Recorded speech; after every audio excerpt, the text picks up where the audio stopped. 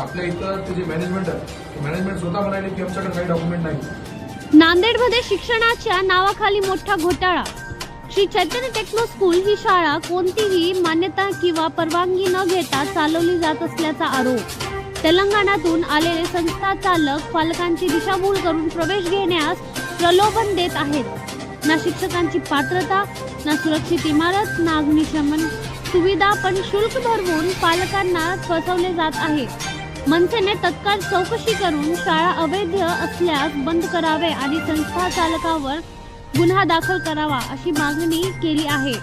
कारवाई नाही झाली तर मुख्य कार्यकारी अधिकारी आणि शिक्षण अधिकारी कार्यालयासमोर तीव्र आंदोलन होणार आहे। जय महाराष्ट्र।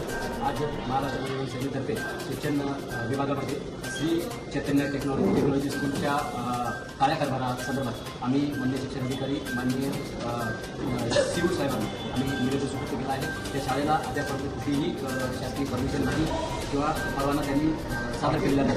कुठलाही परवाना नसताना आजरोजपणे हजारो विद्यार्थ्यांची त्यांनी प्रवेश करून घेऊन लाखो रुपये फीस आकारणी करून जर समजा नांदेड शहरामध्ये अशा गोष्टी घडत असेल तर महाराष्ट्र नवनिर्माण सेना हे कदापि खपून घेणार नाही आणि ज्या विद्यार्थ्यांचं शैक्षणिक वर्ष जर या हिंदू लोकांमुळे इतर राज्यातून येऊन इथं महाराष्ट्रात आपण संस्थेच्या आड पालकांची फसवणूक करून लाखो रुपयांची लूट करायची आणि विद्यार्थ्यांचं शिक्षण भवितव्य हे झटक्यात घालायचं ते राजरोसपणे सुरू आहे ते आम्ही कदापि सहन करून घेणार नाही, चालू देणार नाही। सन्माननीय राजसाहेब ठाकरे, सन्माननीय अमितसाहेब ठाकरे यांनी नेहमी आम्हाला हे सांगतात की नेहमी जे काही लोकांची अडीअडचणी त्यांच्यासोबत न्याय मिळवून देण्यासाठी आपण उभे राहत आणि आम्ही नांदेड जिल्ह्यातून आम्ही समस्त महाराष्ट्र सैनिक व पदाधिकारी इथं आम्ही शिक्षण अधिकाऱ्यांना भेटतो आणि जर कदाचित विद्यार्थ्यांची सुरक्षा उपाययोजना नाही, विद्यार्थ्यांचे कुठेही नियम पाळल्या जात नाही आणि सर्रासपणे शिक्षण अधिकाऱ्याकडून शैक्षणिक नियमाची पायमल्ली होते आणि ह्या शिक्षण विभागाच्या आशीर्वादाने मागच्या 2 वर्षापासून ही शाळा चालू असून एकही विद्यार्थी झालेली नाही।